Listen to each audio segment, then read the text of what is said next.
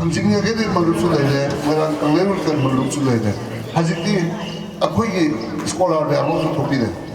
ꯃꯣꯏꯔꯥꯡꯒꯤ ꯄꯣꯠꯁꯦ ꯑꯏꯕ ꯑꯣꯏꯅ ꯊꯝꯅꯕ ꯍꯣꯠꯅꯕꯗ ꯄꯨꯟꯁꯤꯟꯕꯤꯕꯒꯤ ꯊꯕꯛꯁꯦ ꯑꯃ ꯇꯧꯕꯤꯌꯨ ꯑꯩꯈꯣꯏ ꯑꯃꯅ ꯑꯃꯕꯨ ꯍꯦꯜꯂꯗꯤ ꯑꯩꯗ ꯑꯗꯨꯅꯤꯅ ꯑꯩꯈꯣꯏ ꯏꯒꯣꯗ ꯆꯠꯅ ꯂꯩꯔꯒꯗꯤ ꯑꯩꯈꯣꯏ ꯃꯣꯏꯔꯥꯡ ꯀꯪꯂꯩꯔꯣꯜ ꯀꯟꯕ ꯉꯝꯃꯔꯣꯏ ꯑꯩꯈꯣꯏꯒꯤ ꯈꯨꯟꯅꯥꯏ ꯀꯟꯕꯗ ꯑꯩꯈꯣꯏꯒꯤ ꯄꯔꯝꯄꯔꯥꯗꯒꯤ ꯆꯠꯅꯔꯕ ꯃꯌꯥꯝꯗꯣ ꯀꯥꯎꯊꯣꯛꯈꯤꯕꯗꯨꯅ ꯉꯁꯤꯗꯤ ꯑꯩꯈꯣꯏ ꯈꯨꯟꯅꯥꯏꯁꯦ ꯃꯤꯅ ꯂꯥꯛꯁꯤꯜꯂꯛꯏꯕꯅꯦ. Moral sculpture of Khamba Samu Kongyekpa, a theoretical episode in Moirang Kangleiro, inaugurated by Sri Thongam Santi Singha, Honorable MLA, Moirang Assembly Constituency, on 19 June 2025 in the presence of Ingu Phamnai Vicharak Loisang, Thang Seva Mandan, donated by Sri Mainambak Inau Singh, Moirang sculptor, Sri R.K. Tampasana Singh.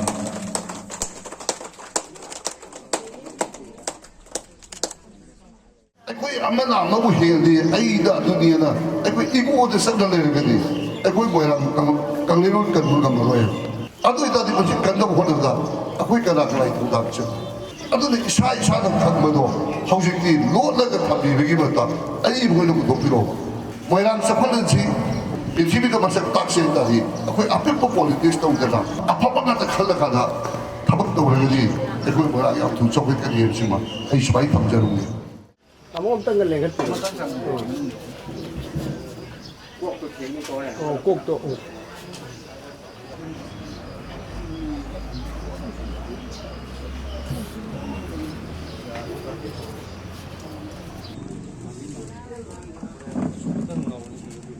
Hꯧꯖꯤꯛ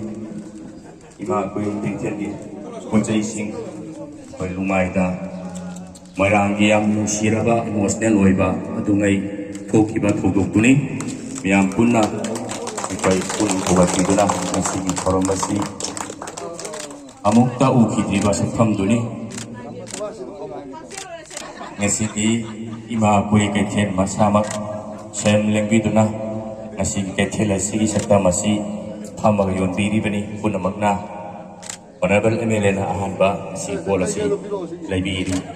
Hagat cari pun nama mayam kupang tanglok jaga. Ingu kadrakpa mungkin sindigani.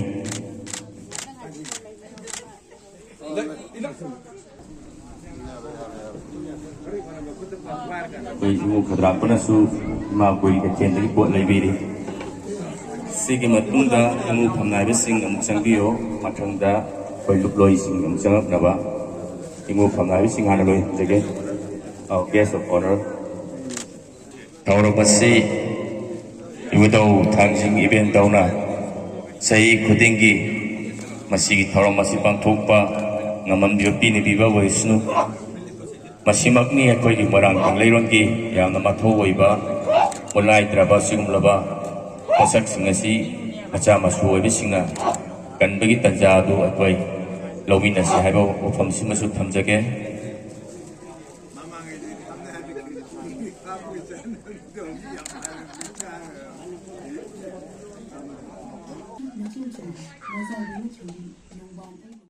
ꯑꯩꯈꯣꯏꯒꯤ ꯈꯨꯟꯅꯥꯏ ꯀꯟꯕꯗ ꯑꯩꯈꯣꯏꯒꯤ ꯄꯔꯝꯄꯔꯥꯗꯒꯤ ꯆꯠꯅꯔꯕ ꯃꯌꯥꯝꯗꯣ ꯀꯥꯎꯊꯣꯛꯈꯤꯕꯗꯨꯅ ꯉꯁꯤꯗꯤ ꯑꯩꯈꯣꯏ ꯈꯨꯟꯅꯥꯏꯁꯦ ꯃꯤꯅ ꯂꯥꯛꯁꯤꯜꯂꯛꯏꯕꯅꯦ. ꯑꯩꯈꯣꯏ ꯏꯁꯥꯒꯤ culture identity ꯑꯩꯈꯣꯏꯒꯤ ꯆꯠꯅ ꯀꯥꯡꯂꯣꯟ ꯂꯣꯏꯅꯃꯛ ꯂꯩꯖꯔꯤꯕ ꯑꯩꯈꯣꯏꯒꯤ ꯄꯨꯝꯅꯃꯛꯇꯁꯨ ꯃꯥꯡꯍꯜꯂꯛꯑꯒ ꯃꯤꯒꯤ ꯃꯇꯧ ꯇꯝꯅꯕ ꯍꯣꯠꯅꯔꯛꯄꯗꯒꯤꯅꯦꯕ ꯑꯩꯈꯣꯏꯅ ꯉꯁꯤ ꯃꯆꯣꯏ ꯇꯥꯔꯤꯕꯁꯦ. ꯃꯁꯤ ꯄꯨꯟꯁꯤꯟꯖꯦ ꯇꯥꯔꯗꯤ ꯑꯩꯈꯣꯏ ꯃꯗꯨ ꯀꯟꯕ ꯍꯥꯟꯅ ꯆꯪꯉꯦ. ꯑꯗꯨꯅꯅꯤ ꯉꯁꯤ ꯃꯣꯏꯔꯥꯡꯗ ꯀꯩꯊꯦꯜ ꯃꯥꯄꯜ ꯂꯩꯕꯗꯨ ꯃꯁꯛ ꯇꯥꯛꯅꯕ ꯃꯣꯏꯔꯥꯡꯗ ꯂꯩꯀꯥꯏ ꯅꯤꯄꯥꯜ ꯂꯩꯕ ꯍꯥꯏ ꯃꯇꯝꯗꯨꯗ ꯑꯗꯨꯏꯗꯤ ꯄꯨꯊꯣꯛꯄꯤꯕ ꯌꯥꯔꯦꯅ. ꯍꯧꯖꯤꯛ ꯂꯩꯀꯥꯏ 32 ꯁꯨꯔꯦ. ꯑꯁꯦꯡꯕ ꯃꯇꯝꯗ ꯂꯩꯔꯝꯕ ꯂꯩꯀꯥꯏ ꯅꯤꯄꯥꯜꯗꯣ ꯀꯔꯤꯅꯣ ꯑꯩꯈꯣꯏ ꯀꯩꯗꯧꯕ ꯇꯥꯏ ꯑꯩꯈꯣꯏꯒꯤ ꯀꯜꯆꯔ ꯌꯣꯛꯈꯠꯁꯦ ꯇꯥꯔꯗꯤ ꯑꯩꯈꯣꯏ ꯃꯐꯝ ꯆꯥꯅ Moirang Kangleiron ꯀꯟꯕ ꯂꯨꯞꯅꯅꯤ ꯈꯪꯗꯦ ꯊꯥꯡꯖꯤꯡ ꯑꯩꯈꯣꯏ ꯌꯥꯒꯩꯔꯦꯜ ꯃꯅꯨꯡꯗꯅꯤ ꯈꯪꯗꯦ ꯄꯨꯊꯣꯛꯄꯤꯔꯛꯑꯣ. ꯃꯗꯨ ꯗꯔꯀꯥꯔ ꯂꯩꯕꯗꯣ MLAꯅ ꯄꯥꯝꯗꯦ ꯍꯥꯏꯕ ꯃꯇꯝꯗ ꯑꯩꯕꯨ ꯆꯩꯕꯤꯌꯨ ꯃꯌꯥꯝ ꯃꯃꯥꯡꯗ ꯃꯥꯏꯀ꯭ꯔꯣꯐꯣꯟꯗ ꯆꯩꯕꯤꯌꯨ. MLAꯅ ꯍꯥꯏꯕꯗ ꯑꯗꯨ ꯇꯧꯕꯤꯗꯦ ꯃꯋꯥ ꯂꯧꯗꯦꯅ ꯉꯥꯡꯕꯤꯌꯨ. ꯑꯩ ꯂꯥꯜꯂꯦꯅ ꯃꯌꯥꯝꯅ ꯈꯨꯔꯨꯝꯒꯦ. ꯊꯧꯗꯥꯡ ꯄꯤꯕꯤꯌꯨ ꯃꯗꯨꯗ ꯄꯥꯡꯊꯣꯛꯇꯔꯀꯥꯟꯗ ꯉꯥꯡꯕꯤꯌꯨ. ꯑꯗꯨꯅ ꯑꯩ ꯃꯥꯏꯕ ꯃꯤꯅꯥꯎꯒꯤ ꯇꯧꯕꯤꯃꯜ ꯌꯥꯝꯅ ꯆꯥꯎꯅ 이 사이에서 뭐라는 게 미국 가보니까 soba agonda tobim ka ko buchari mabdi ngasi manglo moya gi history ka da hona da ma da sidi kuma bo ya la da ko yi kori ka ke gi hadu sabta mamaga ngasi dupi re adu re ibudo gi ahan bo moya gi kori ka ke do masak ta ko re moya music pick na te history gi do adu po ko ta la na ba du ai de mo family ko su to ho gi adu na hosi ai uno vi si va a della e vede poi ade i doni a vivere poi ai poi al calero kan do ko da nung yung male ki roi kammalong mari yung pham siam hidi makoi gi histi ai yum chara saraga bada histi me iraga maru lo iraga banung de telam gini adu ai pulo tong se gini ai yung gi gani ai ne ngam go